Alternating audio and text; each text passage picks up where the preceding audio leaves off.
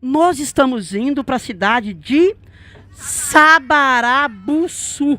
Significa grande montanha que brilha.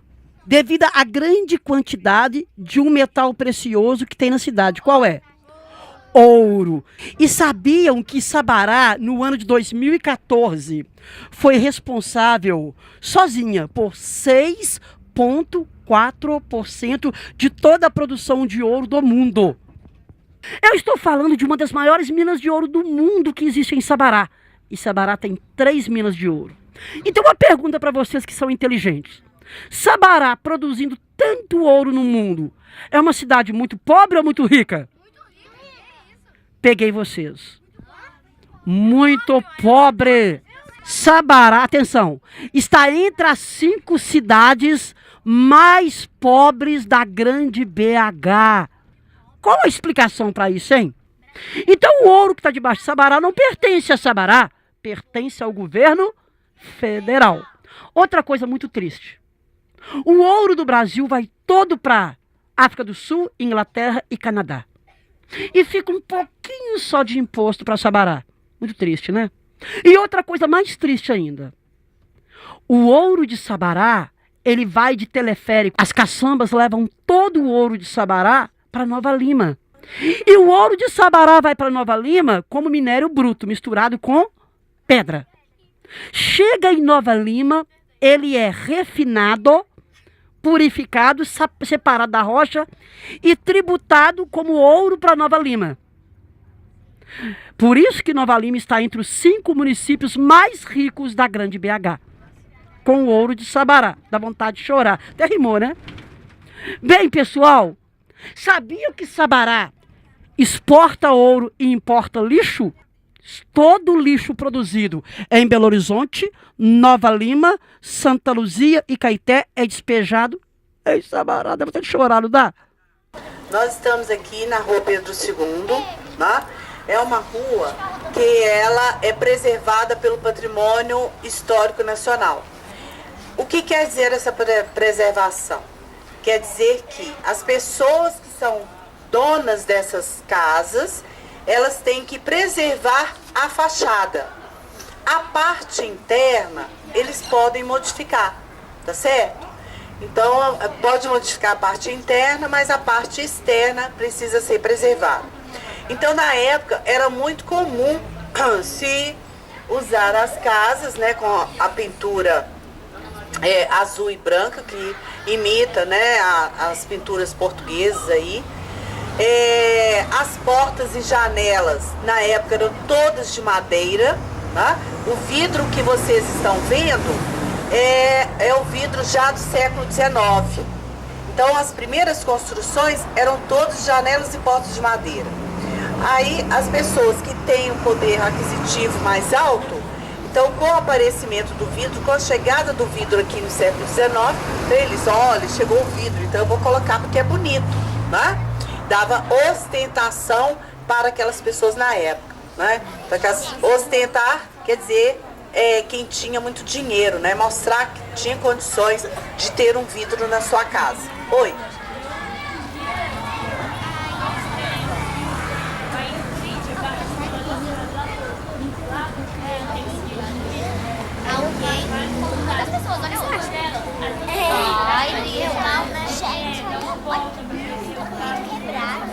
Histórico, centro histórico.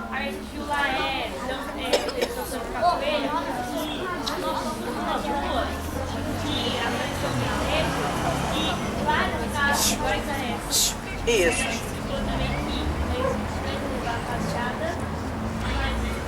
A diferença do nosso barroco luso brasileiro é porque o barroco do litoral, ele está mais próximo da Europa, né? Por causa do oceano, né? Então, ele está mais próximo da Europa. O nosso não. Como nós estamos mais longe do oceano, então aqui os artistas, eles tiveram que utilizar todo o material que eles tinham aqui localmente. Bom, outra coisa que eu chamo a atenção em relação à arquitetura, nós temos aqui, olha, o acabamento dos telhados, né? Então esse aqui é a cimalha E aquele beiradinho, aquele beiral, né, com as pontinhas azuis, ali é o beiral de cachorro. Gente, esses nomes não fui eu que inventei, tá? Está na arquitetura de Germán Bazan. Então, cimalha e beiral de cachorro.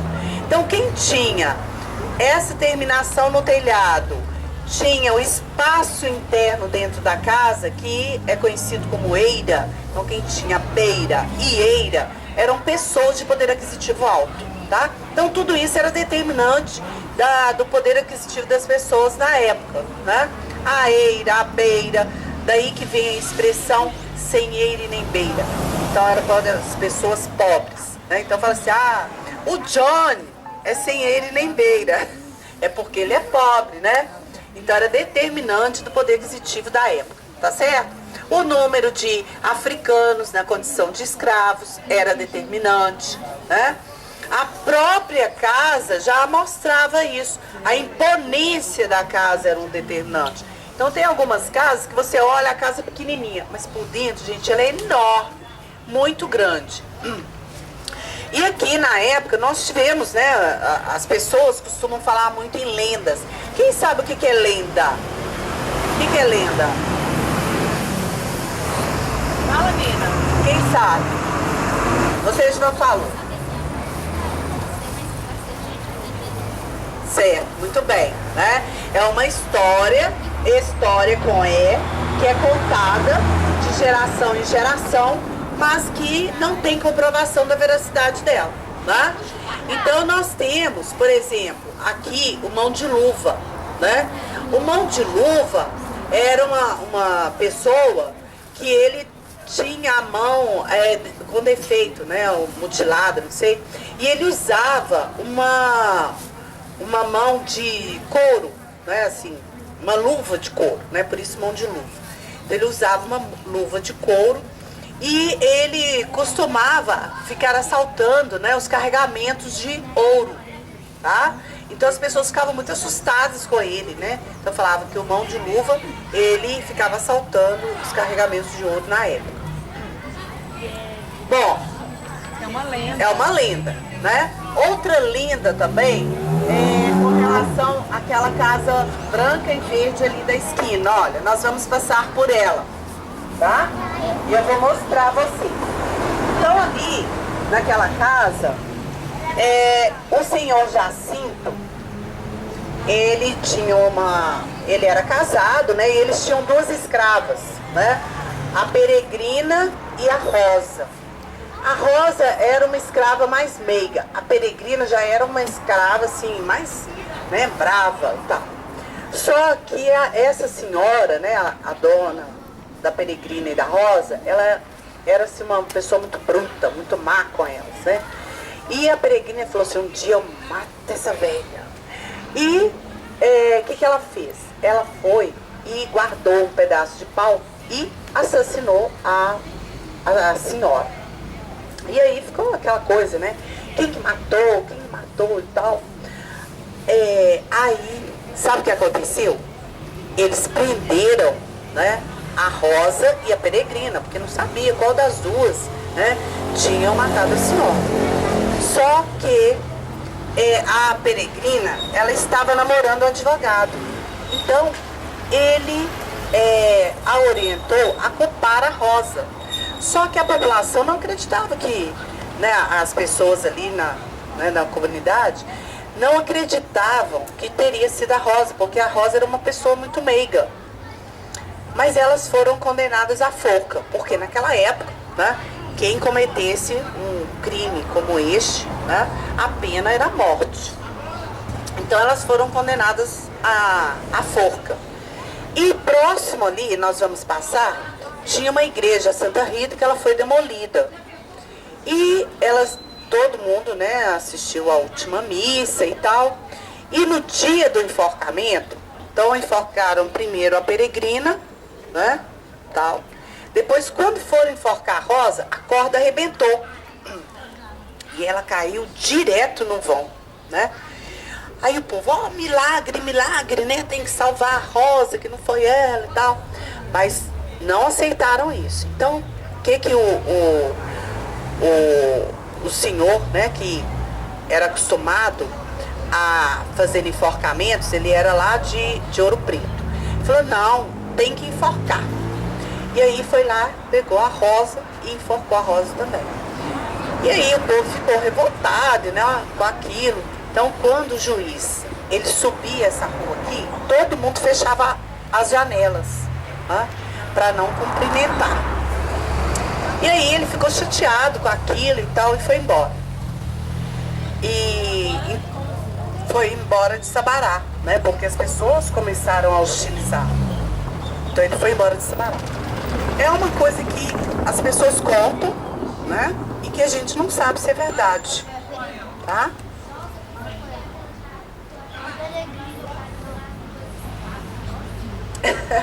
Olha, você sabe outro lugar que é mal assombrado, que eu vou contar pra vocês? Não me deixe esquecer, gente. Na igreja Nossa Senhora do Rosário. Tá? Eu vou contar uma lenda. Hã? Não, agora não, vou contar depois. Na hora. Então eu vou contar. Olha, lá na igreja Nossa Senhora do Rosário, nós não vamos entrar porque ela está fechada. Mas nós vamos fazer a parte externa da igreja. Então, as pessoas contam que lá, como foi uma igreja construída pelos escravos, né, depois de algum tempo, eles faziam muitas suas orações e tal. E, de tempos em tempos, algumas pessoas costumam ouvir vozes de pessoas rezando a ladainha de Nossa Senhora. São pessoas invisíveis, ninguém vê, mas escuta. Então, é muito comum se ouvir isso. Por isso que falam que a igreja Nossa Senhora do Rosário, ela é mal assombrada. Então as pessoas vão pra missa e tal, mas ninguém quer ficar sozinho lá dentro da igreja. Por causa disso. Não, o padre fica, né? Só as pessoas que frequentam, né? Que acreditam que pode acontecer. Por exemplo, eu posso ir com a Lucinha e fico lá com a Lucinha, mas será que eu vou ficar sozinha? Eu não vou, né? Porque, não sei, de repente eu vou escutar a voz e vou sair correndo, né? Bom, outra coisa, naquela época não tínhamos esse tipo de calçamento. Aqui era de terra, tá? O calçamento que vocês vão ver de pedrinhas foram as pedras que eles retiraram do fundo do rio, tanto do Ribeirão Sabará quanto do Rio das Velhas, tá? Então, olha, é comum encontrar na calçada as pedrinhas retiradas do fundo do rio. Agora, turma, será que foi ecologicamente correto? Não. Sabe o que eu descobri? Que as pedrinhas, quando você retira as pedras do fundo do rio, a água, ela corre mais rápido. Então, as pedras, ela tem a função de fazer com que a água corra mais devagar. Tá? Então essa é a função das pedrinhas. O local onde a prefeitura funciona está fechado para restauração. Tá bom? Então, como tem pessoas trabalhando, né, da parte administrativa, fica mais difícil a visitação. Tá bem? Vamos então, turma. Olha, não desça por aqui não, que é alto, desçam por lá. Tá bem? Ô, turma, veja essa janela. Tá vendo que ela é de madeira, porém ela tá trançadinha assim, ó. Isso porque, olha só, na época, como as casas são muito próximas da rua, então eles utilizavam muito esse tipo de janela, que é chamada de muxarabiê, né? Ou seja, as pessoas que estão dentro da casa veem normalmente quem está passando na rua. Mas quem está passando na rua não vê na parte interna da casa. Olha aquela porta. Ali, ó. Ali a casa. Olha essa porta. Ali o chocolate.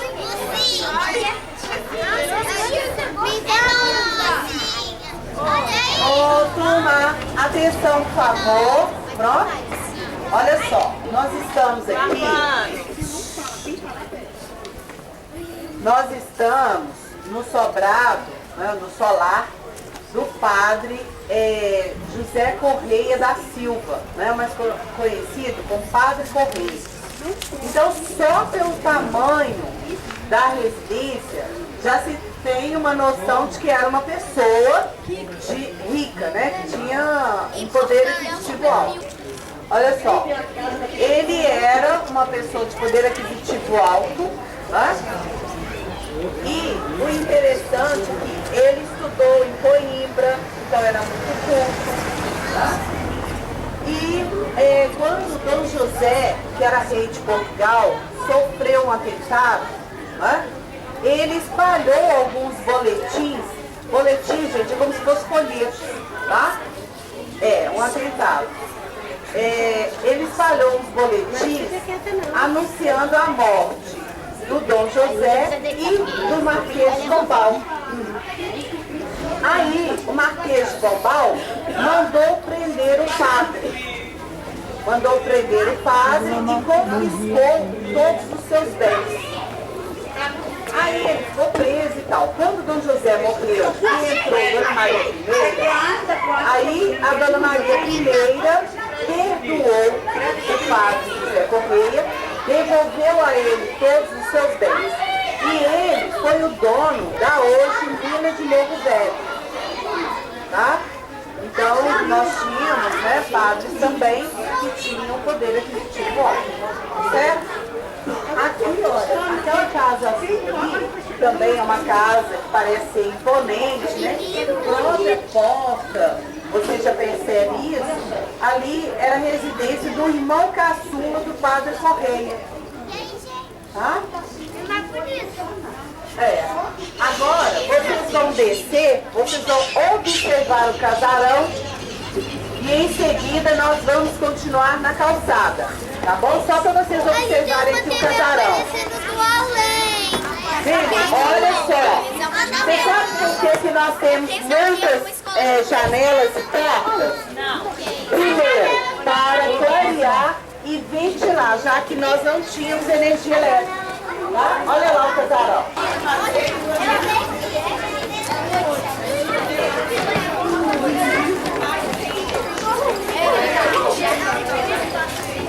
A igreja, ela ficava aqui, né? Então foi demolida e não construíram mais nada. Era uma igreja tão antiga, porque as pessoas na época ainda não tinham o pensamento de preservação de patrimônio. Então, isso ocorreu em muitas cidades do interior. A demolição do antigo para a construção do novo, né? E não teve construção. Em Belo Horizonte também foi demolida uma igreja, a da Boa Viagem, né, bacana. Agora é a mesma igreja, só que eles foram demolidos e reformaram ela. Não. A igreja da Boca de Belo Horizonte, ela foi demolida e no lugar construíram a igreja neogótica. Tá? Neogótica. Agora mas não construíram mais nada. Em Belo Horizonte também tem lugar, demoliram a igreja antiga e aí não construíram mais nada. Até o padre morreu de tão desgosto. E aqui o Coreto, sabe qual era o objetivo do Coreto, nas cidades coloniais mineiras? Apresentações musicais e comícios. Os políticos faziam seus comícios no Coreto, sabia? Pois era utilizado para essa finalidade. Agora, eu vou mostrar a vocês o teatro, que era a antiga casa de ópera. A antiga casa de ópera, hoje Teatro Municipal. Na primeira metade do século XIX, foi quando nós construímos essa antiga casa de ópera, hoje teatro. Então tinha capacidade para 250 pessoas, né? Tem capacidade. Vai acabar em 2018. Está em restauração, mas em 1831 recebeu a visita de Dom Pedro I. E nós temos um registro dessa passagem que quando eles fizeram, né, uma apresentação em homenagem ao Dom Pedro I. Então ele entrou, se sentou no camarote principal com Dona Maria Amélia de Benhaus e lá as pessoas o saudaram. Viva Dom Pedro I! Aí, olha o que vocês entenderam. Enquanto for constitucional. Enquanto for constitucional, né? Ou seja, enquanto ele estivesse no poder. As pessoas naquela época estavam insatisfeitas com a atitude de Dom Pedro I. Por quê? Porque ele estava cedendo muitas exigências de Portugal. Então ele ficou, né, assim, chateado com aquilo, e uns 3 a 4 meses depois, ele então vai abdicar do trono em favor de Dom Pedro II. Bom, uma outra passagem que nós tivemos aqui foi de Dom Pedro II em 1881. Só que nós não temos nenhum incidente registrado aqui em relação a ele. Certo? No século XIX, aí nós já temos a introdução do cinema. Né? E esse teatro, ele foi adaptado para o cinema. Aí ficou funcionando como cinema durante um tempo, quando em 1970 eles fizeram a restauração dele. Então ele voltou às atividades, né, que era antes que era de teatro. Isso porque, gente, olha, o teatro, ele estava no auge, né? Todas as pessoas iam assistir as peças teatrais e tal. Inclusive, tem o lugar da plateia, tem a fila, os camarotes e a galeria. As pessoas que se sentavam nas galerias, elas tinham por obrigação aplaudir. Outra coisa, a Casa de Ópera de Ouro Preto é que fez uma inovação na época. Por quê? Na época, quem fazia o papel de mulheres eram os homens. Então, na Casa de Ópera de Ouro Preto é que foram introduzidas as atrizes mulheres. Foi uma novidade para a época, né? Foi um escândalo. Tá? Mulheres atrizes. As placas, vocês podem observar que elas são padronizadas. Isso por quê? Porque como tem um tombamento, né? O estadual, o IPAM, né? Ele então organizou. As placas, elas têm um tamanho padrão. Elas não podem ser nem muito grandes, né? Nem pequenininhas demais. Elas têm que ser padronizadas para não descaracterizar, né, a rua Dom Pedro II. Tá bom? Agora todo mundo no passeio, tá bom? Olha, esta igreja, atenção, esta igreja é a igreja de Nossa Senhora do Rosário dos Pretos. Vejam que dentro dela não tem uma capelinha menor? Então, esta capelinha menor é a que foi construída inicialmente em 1713. Né? Então ela foi construída e depois eles resolveram ampliar essa igreja. E aí começaram a fazer a construção em 1763. Só que assim, algumas vezes eles paralisaram a construção dessa igreja por falta de dinheiro. Né? Então o dinheiro, ele vinha de esmolas. Tá? Então eram esmolas, né, que eram recebidas para se construir a igreja. Tá? E daí, o que eles fizeram? Aí começaram a construir e tal, 1763, depois deram continuidade. Mas em 1888, o que aconteceu? A abolição da escravatura. Aí em 1888 nós tivemos a abolição da escravatura. E aí a Irmandade, que era responsável pela construção da igreja, ela se dispersou. E a partir daí a igreja ela ficou inacabada. E demoliram a menor. A única coisa que iria ficar da igreja menor, da capelinha, é só o altar principal. Este é que seria preservado. Tá certo? Mas como não deu tempo, ela ficou inacabada. Vejam aquela olha, que é a sineira, onde está o sino. De vez em quando o padre, o IFAM, manda desmanchar. Por quê? Porque não é da época, gente. Não pode ser feito nenhum acréscimo. Pois é, se refere a essa igreja, Nossa Senhora do Rosário dos Cruz. Ô turma, a igrejinha, ela está aberta. Nós não vamos entrar porque está tendo a adoração do Santíssimo. Vocês só vão observar, né, daqui. E outra coisa, vejam a pichação, né, gente? Isso aqui é pichação. Pichação é crime contra o patrimônio, né? Então não se pode pichar o patrimônio.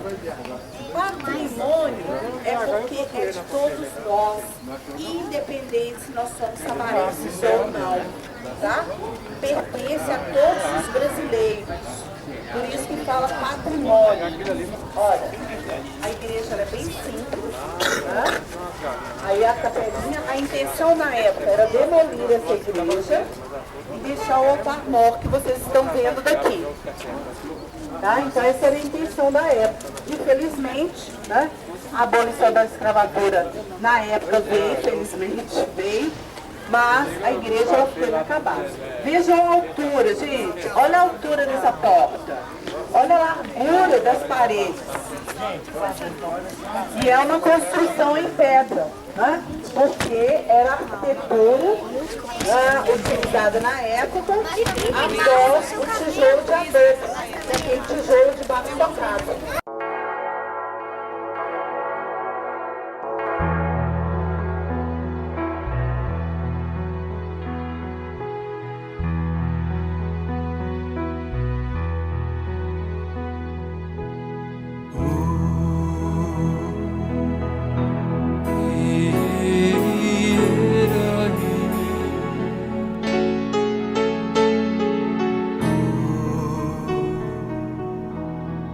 Nós estamos aqui diante do único museu de ouro do Brasil.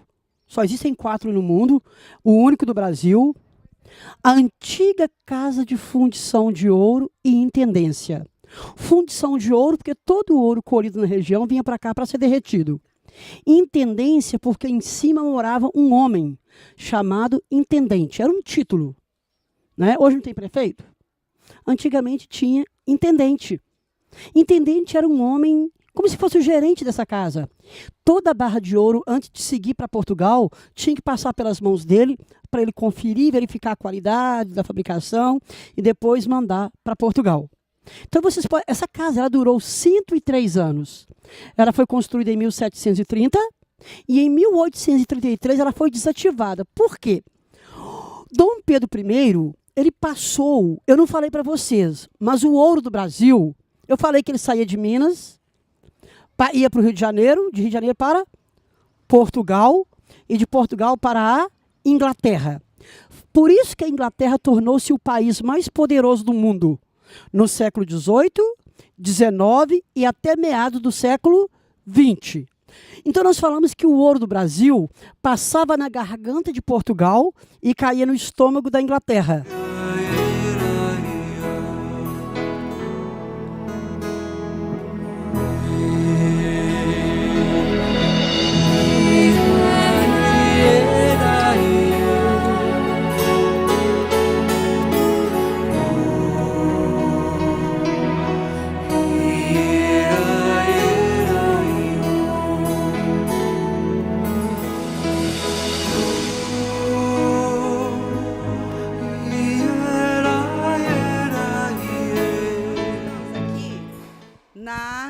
Igreja de Nossa Senhora do Carmo. Pessoal, nós temos aqui a fachada da igreja, feita em pedra-sabão por Aleijadinho. Aleijadinho fez aquela escultura em cima da porta e lá em cima perto da cruz. E ele trabalhava em pedra-sabão e também trabalhava em madeira-cedro. E ali nós podemos ver a leveza dos anjinhos flutuando. Só mesmo o mestre Aleijadinho tinha capacidade de fazer isso. Esta igreja, eu vou pontuar alguns nomes do espaço que nós estamos, só para vocês conhecerem. Então, aqui, né, onde nós estamos é a nave. Esses 2 objetos aqui são os púlpitos. O púlpito à direita do altar era para a aclamação do Evangelho. o púlpito à esquerda do altar para as leituras, né, das cartas de São Paulo aos Tessalonicenses. Lá, ao fundo, nós temos o coro.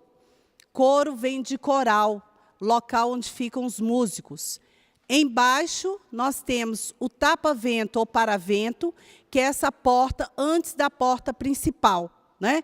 Era utilizada justamente porque a iluminação era a luz de velas, então, para não apagar as velas que estavam acesas. Aqui, olha, nós temos essa balaustrada. Esse espaço aqui da nave era onde ficavam as mulheres. Os homens ficavam na parte depois da balaustrada, que é chamada de coxia. Isso por quê? Essa separação. Porque vejam que nós temos um degrauzinho aqui. Isso mostra a submissão das mulheres em relação ao homem. Era o patriarcalismo da época. Era uma época em que o homem, o poder estava em suas mãos, né?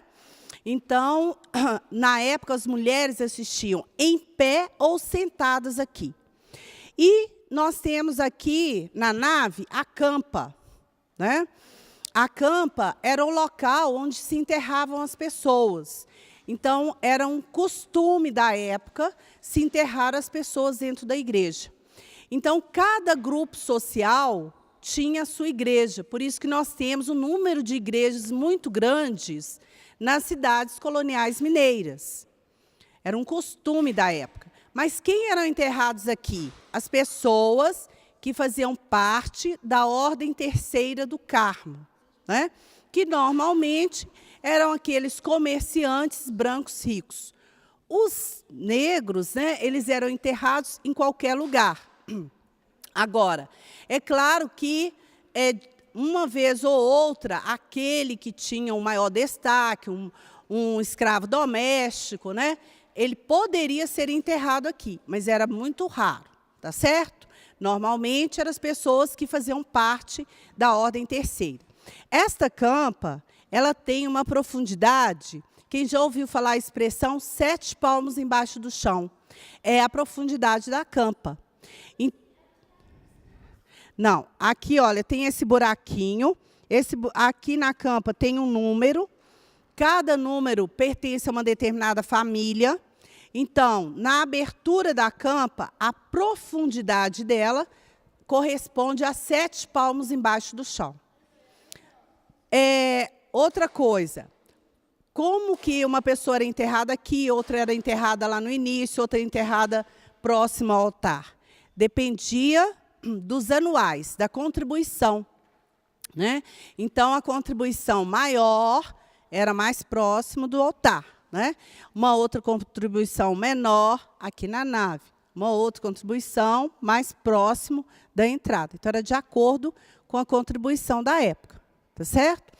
A ordem, tanto a ordem quanto as irmandades, elas tinham deveres e direitos comuns, né? Os deveres eram pagar as anuais e acompanhar, né, o enterro daquelas pessoas.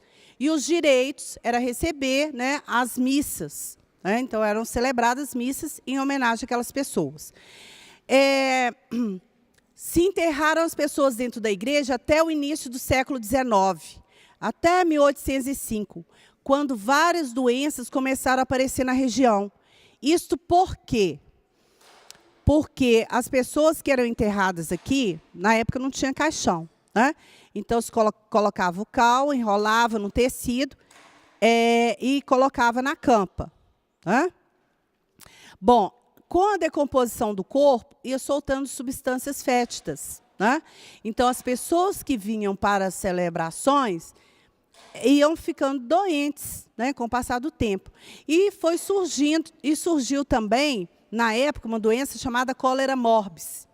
A partir daí é que se veio realmente a proibição de não se enterrar as pessoas dentro da igreja.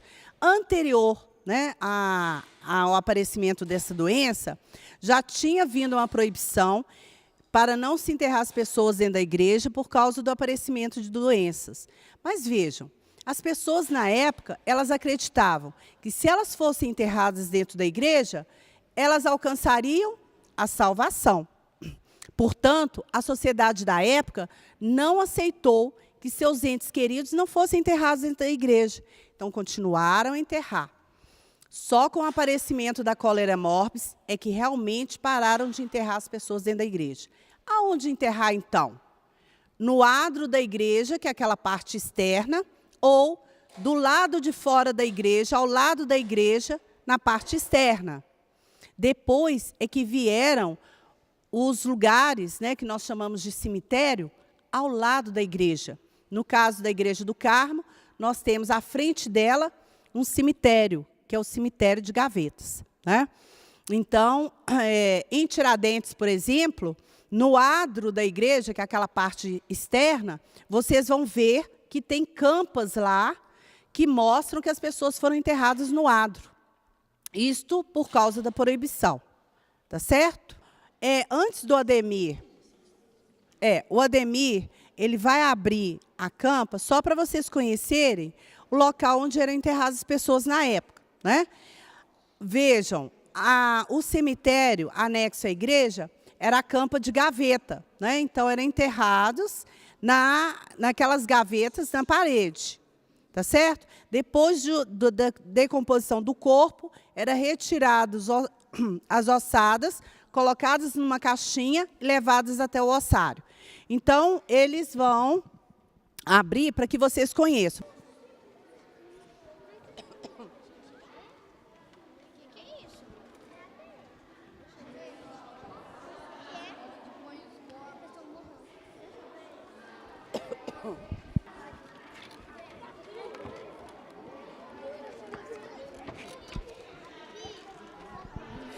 Quem já viu, vai dar lugar ao colega agora, para que ele possa ver também.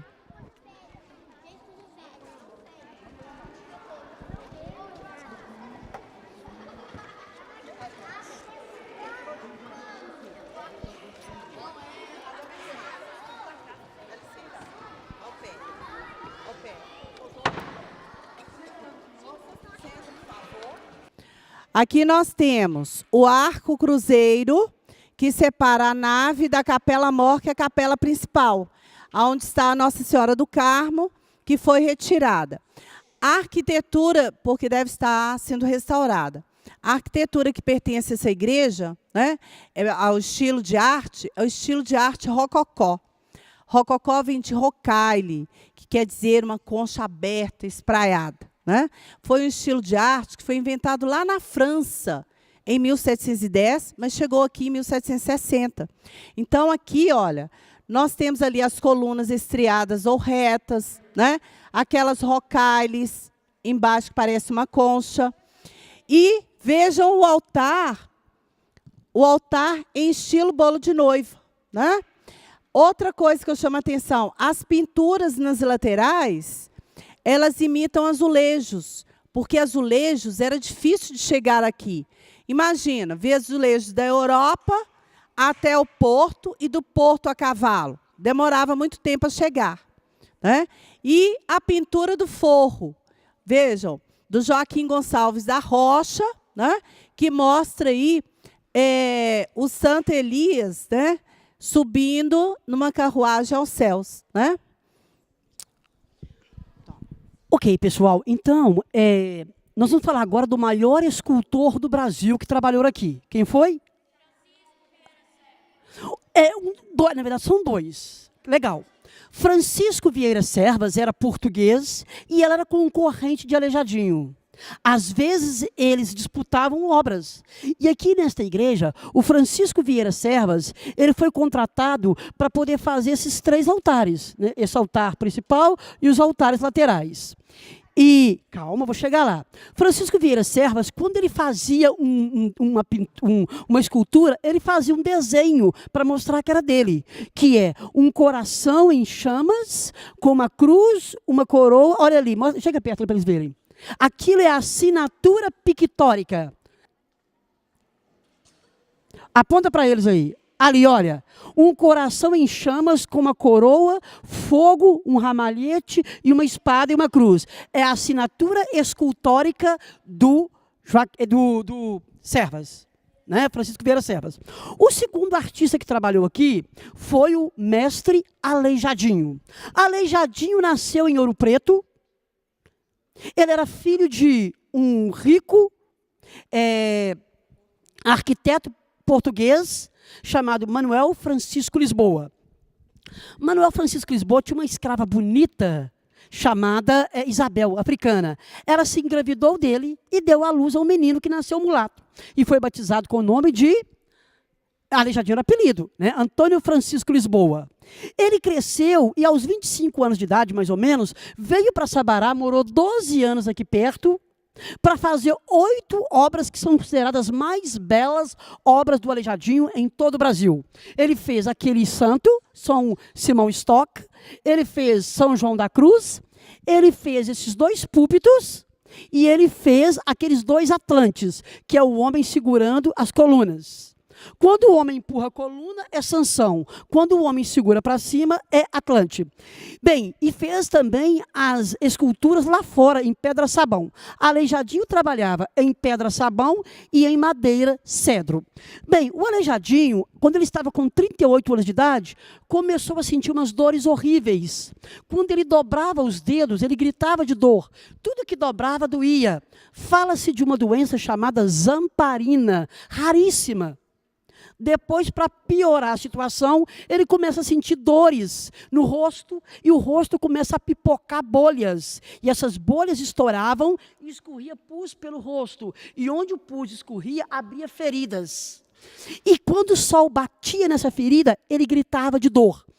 Fala-se de uma doença chamada porfiria cutânea tardia, ou mais conhecida como porfiria vampírica. Por que vampírica? Porque quando o sol bate, dói, aí ele se esconde do sol. Aleijadinho trabalhava à noite para o sol não pegar nele. E trabalhava, de dia, eles cobriam ele com um pano preto. Mas depois falam que os dedos caíram, que ele batia a ferramenta no dedo, o dedo caía, fazia assim, a ponta da orelha caía, nariz caía, ele começou a se decompor. Fala-se de uma doença chamada lepra.